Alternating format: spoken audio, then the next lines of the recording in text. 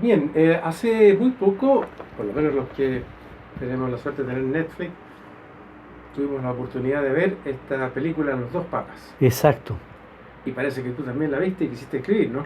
Me hicieron verla. Ah, Sí, ya. dos amigos me, Te desafiaron. me, no, me llamaron, me dijeron tienes que verla. Eh, Estos fueron Eduardo Silva, Ya, el rector de aquí de la Universidad de Tuctado, y el mismo Felipe Berrío. ya. Me dijeron tienes que ver la película. Esto, el título Los dos papas, dije esta cuestión no debe ser muy buena. La verdad es que es una película muy interesante. Verdaderamente la actuación de los personajes es Parece, soberbia. sí, Eh, los dos. Hopkins ya lo conocemos. El otro no lo conocía yo, pero me pareció muy buena. Los dos estupendos. Los diálogos teológicos muy profundos, muy atinados y como corresponden a una realidad, es una ficción. Ciertamente esos diálogos entre los dos, entre el Papa Benedicto y Bergoglio, que en ese momento es el cardenal en Buenos Aires, esos diálogos no son una ficción. Pero lo que no es ficción es que se están reflejadas ahí dos eclesiologías distintas. Y eso es verdad. Y la película logra diseñar bien las diferencias. ¿Eh? Hay una escena y yo creo que eso es de interés porque ahí ya uno le empieza a encontrar sus peros a la película. No, la película como película es espléndida. Sí, Ahora, ya. desde el punto de vista de la realidad histórica de la iglesia, hay cosas que decir. Porque, por ejemplo, tenemos el caso que hay confesiones, se confiesan Sí, uno al otro, ¿m? Eh, en la Capilla Sixtina, es un ambiente muy bonito. Y sin embargo, mi impresión es que los pecados que uno y otro confiesan no son sus verdaderos pecados, por decirlo así. ¿Ya? No, subjetivamente uno no sabe cómo son las cosas. Esto es una película y todo lo demás. Pero bueno, eh, a mí me pero parece que son peores todavía, ¿no? sí son pecados políticos, por decirlo así. Ya. ¿Ya? Pero los pecados que ellos confiesan tener en la película no son los verdaderos pecados. ¿Por qué? Porque Benedicto dice que su pecado, en breve, es no haber eh, mostrado lo que había hecho Maciel, haber ocultado, haber encubierto a Maciel. Ese sería el arrepentimiento que hace Benedicto. Pero la carpeta de Maciel estaba en el escritorio del prefecto, que era Ratzinger, pero el Papa era Juan Pablo II. Y en Roma todo el mundo sabía que la carpeta no se movía del escritorio de Ratzinger mientras el Papa estuviera vivo.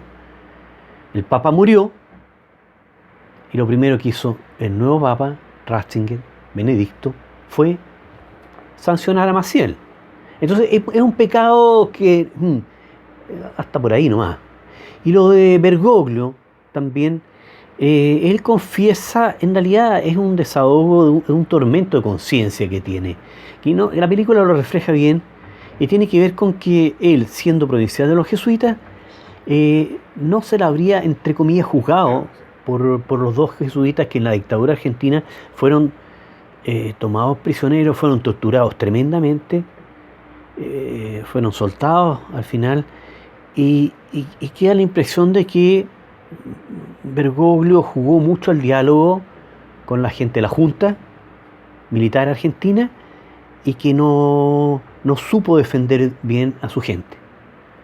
Pero la cosa queda ahí, porque y sabemos que es un asunto difícil de juzgar, porque Yalix, uno de ellos, y aparece en la película, se reconcilia con el Papa, por lo menos hay una situación Ah, de sí. comprensión. Iorio, en cambio, se sabe que eh, él no murió y nunca más perdonó al Papa, pero una situación muy compleja.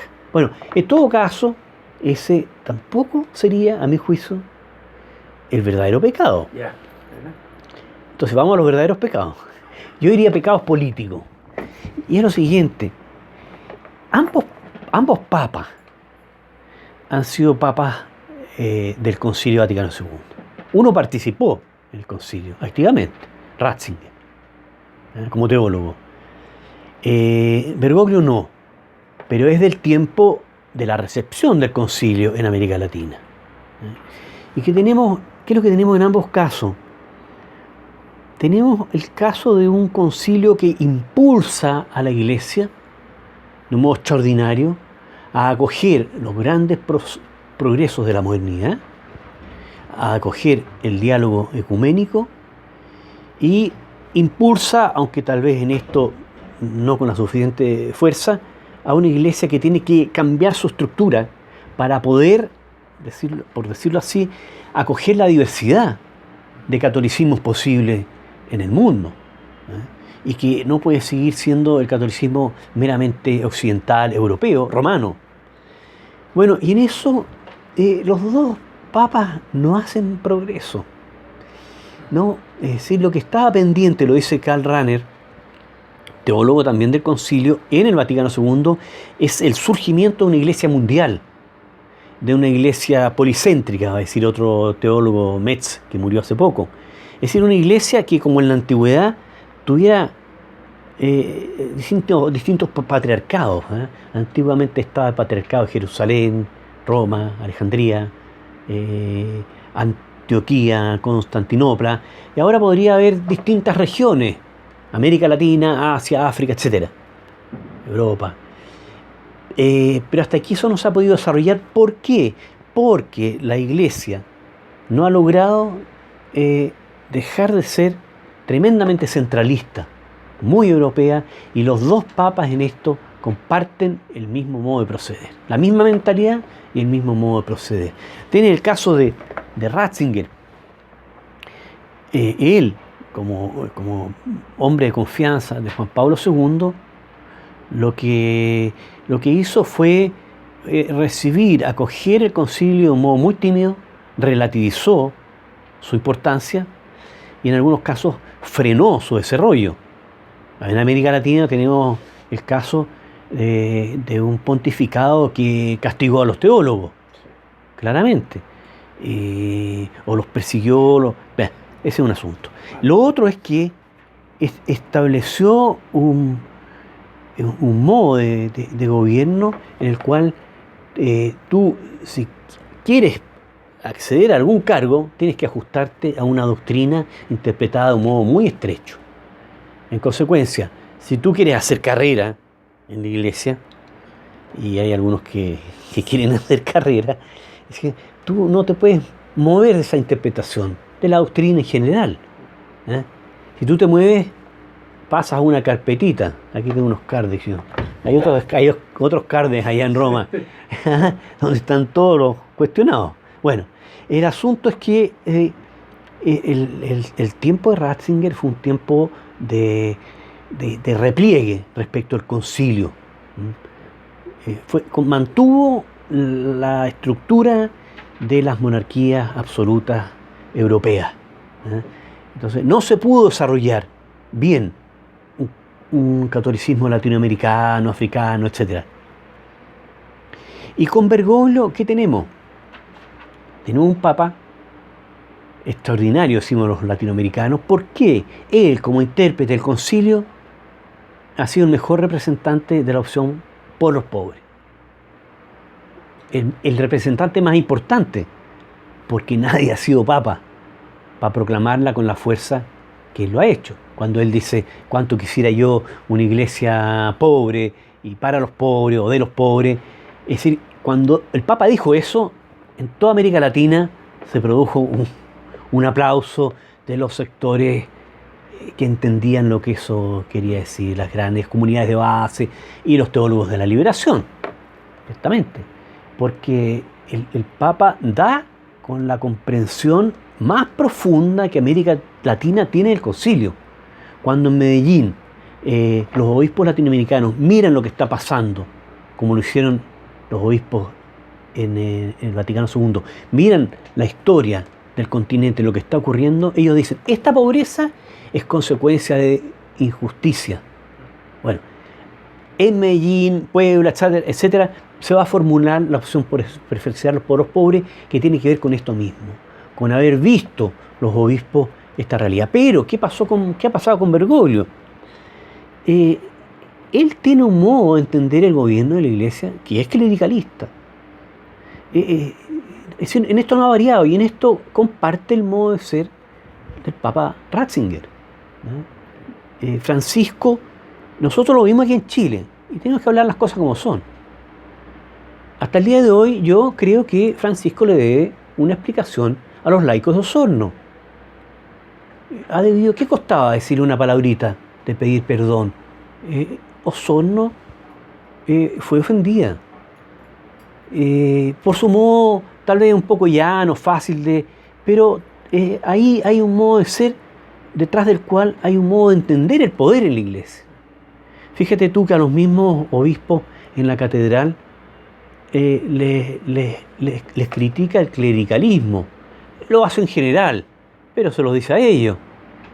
Pero ¿qué pasa después? El Papa hace ir a todos los obispos como si fueran monaguillos a Roma. Les pide la renuncia en Roma y los devuelve totalmente desautorizados a Chile. ¿Qué pasa?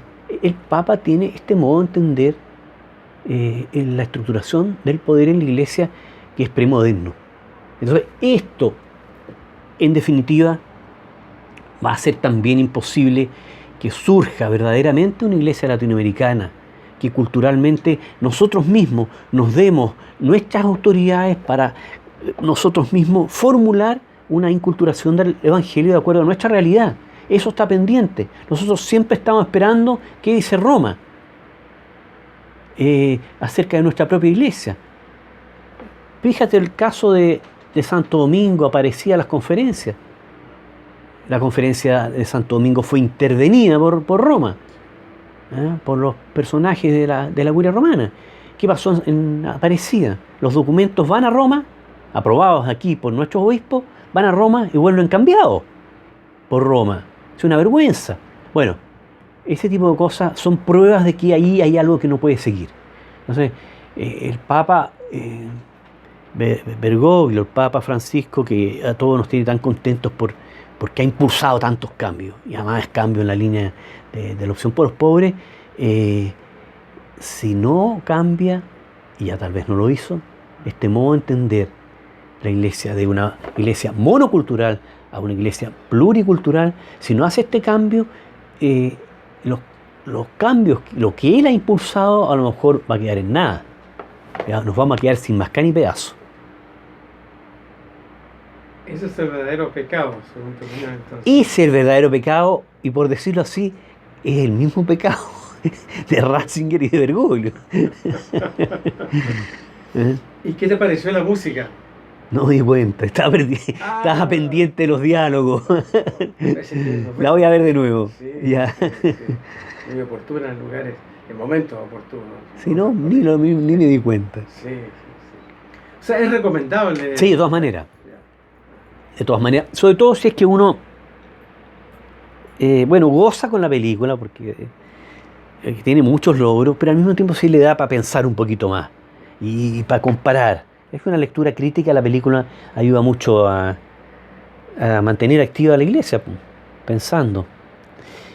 Interesante un punto, y es un logro, creo yo, del director, es que muestra, en el fondo, la diversidad que hay en la Iglesia Católica y la posibilidad legítima de los conflictos. Entonces tú tienes una institución en la cual la diversidad es valorada y los conflictos también, por decirlo entre paréntesis. Es posible el conflicto en la Iglesia Católica porque la diversidad es legítima. En consecuencia, tú tienes ahí, y esto lo muestra bien en la película, lo insinúa claramente, tienes el mecanismo a través del cual la Iglesia es una institución milenaria, 2000 años, donde la unidad se articula con la diversidad. Pero lo que está en peligro, precisamente, es decir, lo que no se ha podido lograr ahora, es la representación de una unidad que verdaderamente acepte las diferencias. Y por eso estamos en una crisis de divorcio entre la institución eclesiástica y el resto de la iglesia, y todos los bautizados y bautizadas. Es decir, hay un foso cultural que es insalvable en este momento. Y si no se supera ese foso, la institución va a ser cada vez más anacrónica. Y los católicos irán a ir a buscar a Dios en otras partes. Y lo van a encontrar.